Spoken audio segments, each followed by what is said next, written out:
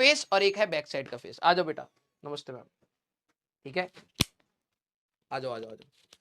नमस्ते बेटा, नमस्ते। ये हाँ, हमारे अर्जुना की क्लास चल रही है वैसे तो। ठीक है, तो आपका नाम क्या है? धनश्री चिंचोलकर। कहाँ से हो बेटा आप? अमरावती, महाराष्ट्र। एक बार बेटा सारे के सारे जरा सीरियस हो जाओ, आज बहुत शैतानी कर रहे थे मैम ये।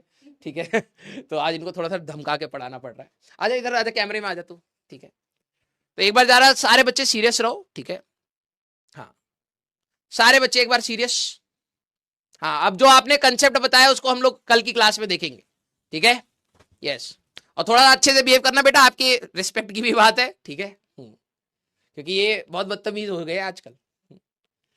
यस, आ जाओ। तो देखो आपको हेलो आ रहा है, आप अपना एक बार इंट्रोडक्शन दो। इंट्रोडक्शन में ये जरूर बताना कि कैसे आपकी जर्नी रही। ठीक है, ऑल तो मेरे को पता है आपने अभी इंटरव्यू दिया है, आई थिंक अलग सर से मिले हो। ठीक है, मिल लिया अलग सर से। हाँ। कैसा लगा? अच्छा लगा। तो एक और यार, एक और माइक देना, एक और माइक दे दो।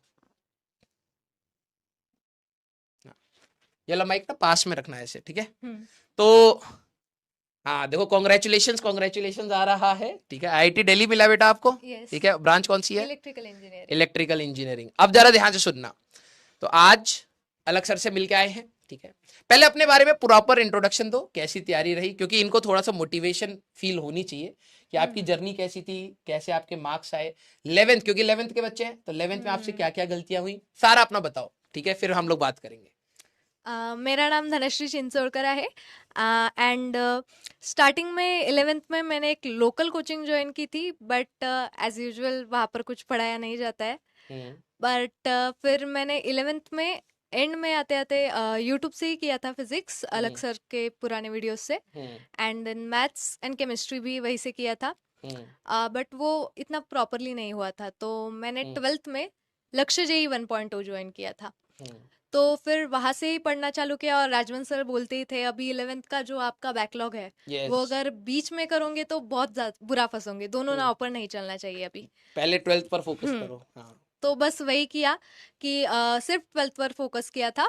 एंड फिर एंड में जो 2 मंथ्स का टाइम मिला था तब 11th का किया था। एंड फिर जेई फर्स्ट अटेम्प्ट के बाद में भी हमारे पास टाइम होता है, तो एडवांस के लिए वहां से भी प्रिपेयर कर सकते हैं हम। वेरी गुड बेटा। आप ना, शायद मैं आपको, क्योंकि यहाँ पे ना बहुत सारे बच्चे ऐसे होते हैं जिनको लगता है कि शायद लड़कियां क्रैक नहीं करती हैं। ऐसा कुछ नहीं है, ऐसा मेहनत कुछ नहीं है।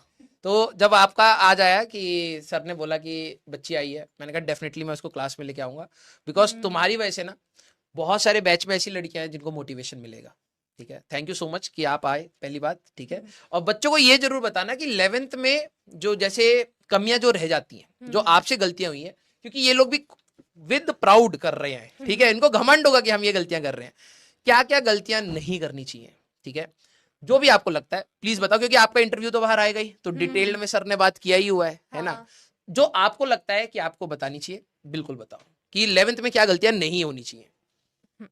पहले तो पेरेंट्स से हमको बहुत खुल के बात करनी चाहिए। Very good. किसी चीज का ईगो लेकर नहीं बैठना है कि ऐसा उन्होंने बोल दिया तो अब मन में ही रखेंगे और उनको कुछ बताएंगे नहीं, तो उसका बहुत ज्यादा हमारे ऊपर असर दिखेगा। Very good. तो वैसा नहीं करना चाहिए।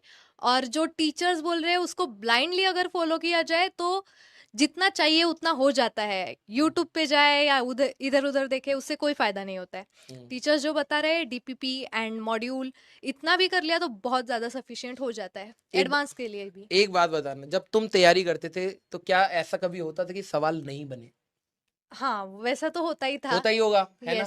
जब नहीं बनते तो क्या तुम क्रिब करते थे, रोते थे कि यार मेरे से सवाल नहीं हो रहे, या तो उस एटीट्यूड में जाते थे और प्रैक्टिस बढ़ाते थे? उसी क्वेश्चन जो नहीं हो रहा उसमें ज्यादा भी टाइम दिया, स्टार्टिंग में नहीं हो रहा तो क्यों नहीं हो रहा, क्या कंसेप्ट रॉन्ग हो रहा है, और आप हमेशा बताते थे अगर वो नहीं आ रहा तो उस कंसेप्ट को जाकर देखो और उस पर और क्वेश्चंस लगाओ। तो वैसे करने से हमारे जो टॉपिक्स होते हैं वो बहुत ज्यादा स्ट्रांग हो जाते हैं। Very good. तो वैसा कर सकते हैं हम। और अगर कोई कुछ चीज हमको आ ही नहीं रही है तो उसे उस टाइम के लिए होल्ड करके फिर हम बाद में भी उसके बारे में सोच सकते हैं। मैं इनको कई बार बोलता हूँ कि जब आप प्रिपरेशन करते हो तो प्रिपरेशन बहुत टफ है। देखा जाए तो बहुत सारे टॉपिक्स हैं, बहुत सारे चैप्टर्स हैं और बहुत सारी चीजें सोचनी पड़ती है। तो कई बार कुछ चीजें नहीं समझ आती, उसका लोड नहीं लेना है फॉर द टाइमिंग। चलो ठीक है, कल देखेंगे, परसों देखेंगे, एक महीने बाद देखेंगे, लेकिन वो एटीट्यूड आपका हमेशा पढ़ने वाला होना चाहिए। कितने घंटे पढ़ते थे? स्टार्टिंग में तो मैं 4 आरसी सोती थी और पूरा टाइम बाकी का 4 घंटे सोते थे? हाँ, क्योंकि तब 11th का पूरा बैकलॉग और वो मैनेज करना था, तो स्टार्टिंग दिवाली तक वैसा करना पड़ा। क्या 12th के साथ 11th करी जा सकती है? अच्छी बात मैंने नहीं की है। हाँ, मैंने नहीं की है क्योंकि वो मैकेनिक्स का जो पूरा पार्ट था वो बहुत ज्यादा वीक था, तो फिजिक्स के बारे में तो नहीं कर सकते, बट केमिस्ट्री और मैथ्स मैंने किया था। यस। मैं बेटा आप सभी लोगों को बोलता हूँ कि अभी आप 11th क्लास में है ना, जितना खुल के पढ़ सकते हो पढ़ लो। आपके 4-5 चैप्टर छूटने दो, कोई दिक्कत नहीं, लेकिन जितना कर रहे हो वो अच्छे से कर लो। पता है क्यों? क्योंकि जब आप 12th में जाओगे ना, ये आपका एडेड एडवांटेज होगा। कई सारे बच्चे जैसे होते हैं ना, वो 12वीं में स्टार्ट करते तो इतना स्ट्रगल देखना पड़ता है, 4-4 घंटे तुम बस सोए हो। अगर वही चीज 11th में थोड़ा सा पहले और बेटर कर लिया होता तो कितना बहुत अच्छा रिलैक्सेशन होता है ना। बहुत एंड अच्छा में भी था। अगर आपके पास 4-5 चैप्टर भी और जुड़ जाते हैं ना, कि ऐसा लगता है यार चलो 11th में यही 4 पढ़े, यूनिट्स ही पढ़ा, लॉज ही पढ़ा, सर्कुलर यही तक बहुत अच्छे से पढ़ा, बाकी कुछ नहीं पढ़ा, वो 4 भी एडेड एडवांटेज होते हैं। लेकिन पता क्या होता है, बच्चे का पूरा 11th खराब हो जाता है, और पूरा 11th जब खराब होता है तो फिर से दोबारा स्टार्ट करने में कई बार दिक्कत आती है। टेस्ट वेस्ट देते थे? हाँ, टेस्ट पूरे दिए थे। सारे टेस्ट दिए थे? और सारे दिए डीपीपी? थे। डीपीपी भी पूरी करती थी। रोज का काम रोज करेंगे तो कोई प्रॉब्लम नहीं होगी। डमी थे या स्कूल जाते थे? डमी। डमी हमारे यहाँ सभी कॉलेज डमी होते हैं। हाँ, तो ये थोड़ा सा, हाँ देखो, ये क्योंकि ये डमी और रेगुलर में फंसे पड़े हैं। बेटा देखो, ये डमी का एक एग्जांपल है जो सक्सेसफुल हुआ है। मैं आपके पास स्कूल वाले बच्चे भी लेके आऊंगा जो सक्सेसफुल होते हैं। मैं हर बार क्लास में यही बात बोलता हूं कि अगर आपके अंदर ये क्लैरिटी है ना कि आपको एक रैंक लानी है और उसके लिए क्या करना पड़ेगा, आपको बैठना पड़ेगा, घिसना पड़ेगा, कई बार सवाल नहीं होंगे, फ्रस्ट्रेशन होगी, लगाना पड़ेगा। अगर आप सिंसियर हैं तो आप डमी के साथ भी अच्छा कर जाएंगे, आप स्कूल के साथ भी कर जाएंगे।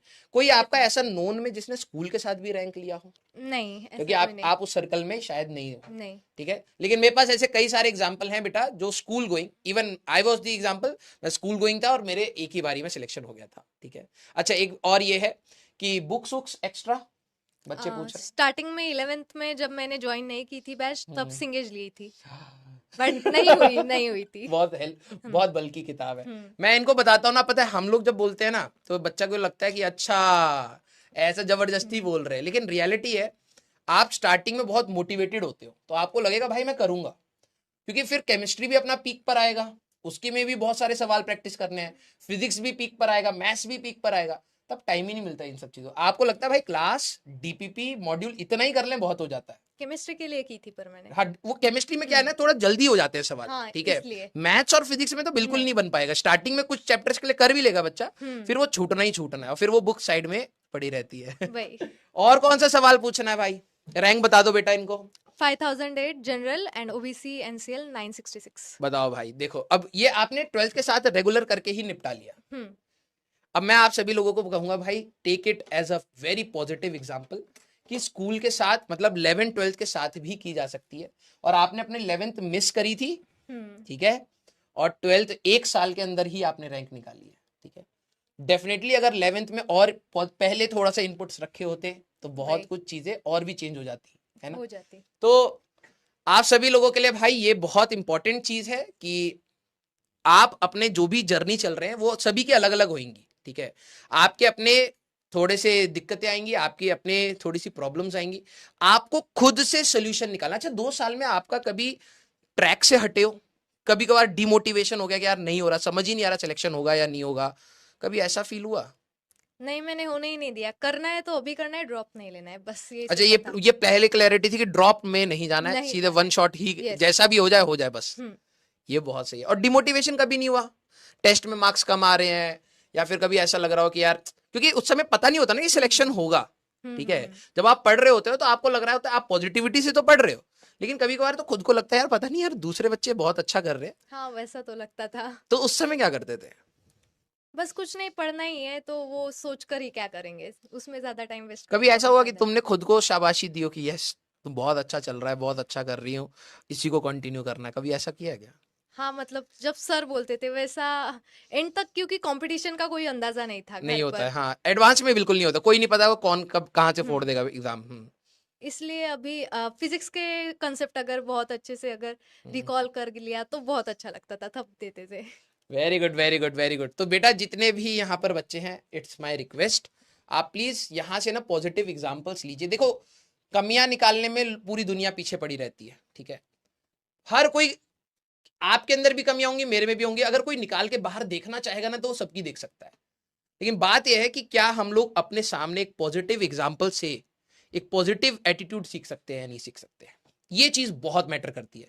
जब आपके सामने हम लोग स्टूडेंट्स को लाते हैं ना, तो ये वही स्टूडेंट्स हैं जो आपके साथ आपकी भीड़ में बैठे रहते हैं।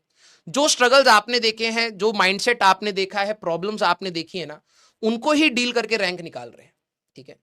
अब कमियां अगर आपको ढूंढनी है तो आप कमियां ढूंढ सकते हैं अपनी तैयारी में, और पॉजिटिविटी अगर आप ढूंढना चाहते हैं तो आप पॉजिटिविटी ढूंढ सकते हैं अपनी तैयारी में, ठीक है। अच्छा बोर्ड्स में कितना था? बोर्ड्स का भी पूछ रहे हैं। 89.5% 89.5 10th में या 12th में?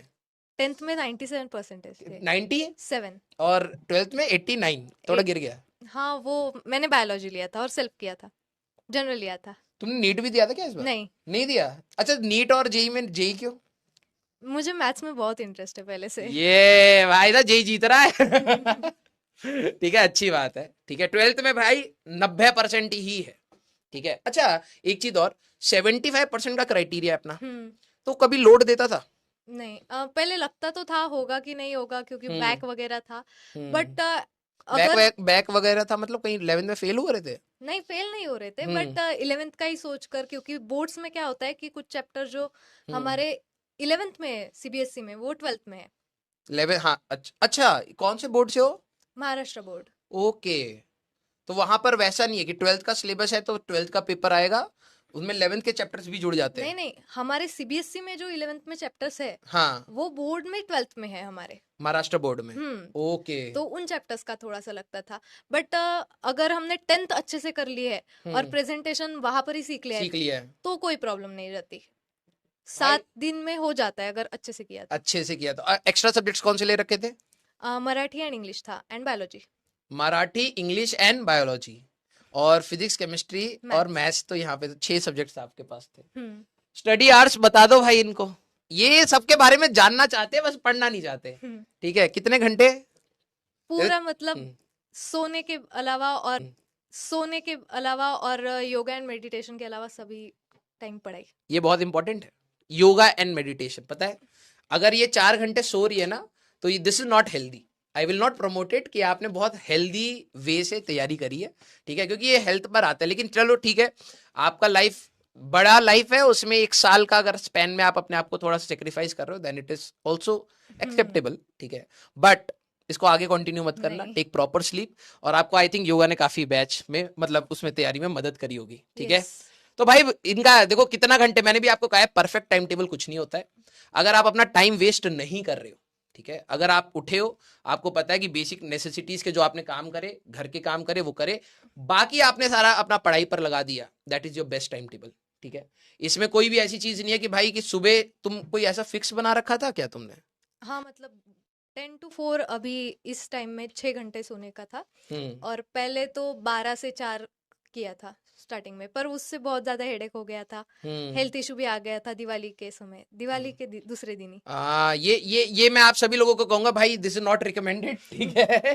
कि अगर आप ये सोचो कि यार मैं स्लीप को कट करके अपनी तैयारी करूंगा, नो, डोंट डू दिस। ये आपकी हेल्थ को इंपैक्ट करता है। इनफैक्ट आप क्या करिए, आपका जो दिन है उसको और प्रोडक्टिव बनाइए। आप एनालाइज कर लीजिए यार कि मैं ये चीजें स्किप कर सकता हूँ, आज के लिए टीवी स्किप कर सकता हूँ, आज के लिए शायद घूमना स्किप कर सकता हूँ। अगर आपको बहुत ज्यादा नेसेसिटी है, मैं हमेशा कहता हूं कि आप अपनी तैयारी में सारी चीजों को फैक्टर दीजिए। आपको अगर जैसे तुमने कहा मान लीजिए योगा इंपॉर्टेंट है, योगा करो, आपको खेलना इंपॉर्टेंट है, खेलो। लेकिन अगर आपका बैकलॉग हो रखा है, आपने टेस्ट नहीं दिया, आपने रिवाइज नहीं किया और आप खेल रहे हो, देन इट इज रॉन्ग। आप सारी चीजों को मैनेज करिए, लेकिन यस पढ़ाई को इक्वल प्रायोरिटी पर रखिए। क्लियर? हाँ, AIR बैच पूछ रहे हैं, AIR बैच में थे क्या आप? नहीं, लक्ष्य AIR में नहीं थे, नॉर्मल बैच में थे, नॉर्मल बैच में थे। और क्या पूछना है? अच्छा सोशल मीडिया आप यूज करते थे? इनको देखो सारी चीजें जाननी है तुम्हारी। नहीं, नो सोशल मीडिया बेटा। बैकलॉग हुआ था 11th का ही बैकलॉग था, जो इन्होंने 12th, पहले जब ये 12th में आया था तो मैं क्लास में एक बात बोली थी, क्योंकि बहुत सारे बच्चे ना क्या होते हैं, अर्जुना से लक्ष्य में मिलते हैं हमें, जैसे इसमें से भी कई सारे जाएंगे, कुछ नए बच्चे आते हैं, जैसे आप आए, अब प्रॉब्लम क्या होती है, जब आप 12th में जाएंगे, मैं आप ही लोगों को कह रहा हूं, ध्यान से सुनना, अगले साल फिर बोलूंगा मैं ये बात। जब आप 12th में आते हैं ना, तो आपको ये लगता है यार किसी तरीके से 11th भी कवर करता हूँ, 12th भी करता हूँ। और वो दोनों अगर जो बच्चा करता है ना, बहुत ही कम बच्चे होते हैं जो मैनेज कर जाते हैं, अदरवाइज सब गिर जाते हैं। 12वीं खराब हो जाती है। सबसे पहले 12वीं करो। और अच्छा, जब हम लोग 12th पढ़ा रहे थे, जो भी 11th के टॉपिक्स थे, क्या हम लोग बेसिक से ही बता रहे थे? हाँ, बहुत अच्छे से। आराम से आ रहा था ना? यस। आपको जितना 11th आप उठा सकते हो आप उठा के चलिएगा। अगर आपने सही में 11th में पूरी जान लगाई है, आपको तो मजा आ जाएगा 12th में। लेकिन फिर भी अगर आपकी मिस हो जाती है, आपको फिर भी एक मौका रहता है कि आप 12वीं में आराम से कर ले जाएं अर्जुना के साथ, मतलब अर्जुना का वो। लेकिन पहले 12th पर फोकस करिए, ठीक है? क्लियर? हाँ, यूट्यूब चैनल वैनल कुछ नहीं है ना? नहीं नहीं, कुछ नहीं है भाई, ठीक है? तो अच्छा, शॉर्ट नोट्स शॉर्ट नोट्स बनाए थे रोज, जो डेली है सिखाया उसके शॉर्ट नोट्स उसी दिन। और केमिस्ट्री में आई थिंक बहुत ज्यादा इंपैक्ट करता होगा शॉर्ट नोट्स, अगर तुमने Yes. केमिस्ट्री में बनाए हो, हाँ, इनऑर्गेनिक और ऑर्गेनिक में नेम रिएक्शंस एंड ऑल, उसके बनाए थे? नेम रिएक्शंस के ऑर्गेनिक में बनाए थे, but mainly inorganic and physical के। हाँ, मेरा तो शायद ऑर्गेनिक, मैं ऑर्गेनिक इसीलिए ज्यादा रिवाइज कर पाता था रिएजेंट्स और वो, क्योंकि मैंने उनके शॉर्ट नोट्स बनाए थे। और मैं हर दिन शॉर्ट नोट्स रिवाइज करता था, हर दिन, भले मेरा केमिस्ट्री का क्लास है या नहीं, क्योंकि वो बहुत जल्दी भूल जाता था मैं। तो ये शॉर्ट है भाई। नोट्स चिपका कर रखे थे। तुमने चिपका रखे थे? मैं हर जगह लेके ही जाता था, शॉर्ट नोट्स लेके ही रीड करता था। चलिए भाई, तो ये है आप सभी लोगों के सामने एक बहुत प्यारी सी कहानी, ठीक है? एंड कॉन्ग्रेचुलेशंस बोलो भाई, ठीक है? अच्छा, ओरिएंटेशन आपका आई थिंक एक जुलाई के स्टार्टिंग में ही होगा। कब है कॉलेज में आपका? वो कब है?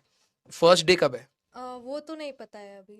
आई थिंक जुलाई के लास्ट में होगा या अगस्त फर्स्ट वीक में ही आई थिंक ओरिएंटेशन होता है, ठीक अगस्त है? फर्स्ट में ही होगा, हाँ। मे बी काउंसलिंग के बाद। है ना? तो हाँ, पीवाईक्यू बुक्स देखो, इनके डाउट्स देखो। पीवाईक्यू बुक्स कोई भी जो है अवेलेबल, जो भी आपके पास अवेलेबल है, अगर आप मॉड्यूल से कर रहे हो मॉड्यूल से करो, ठीक है? थैंक यू सो मच, ठीक है?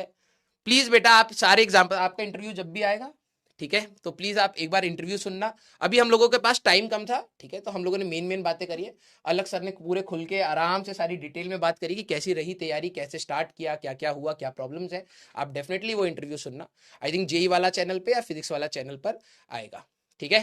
तो चलिए बेटा, हम लोग मिलेंगे नेक्स्ट क्लास में, ठीक है?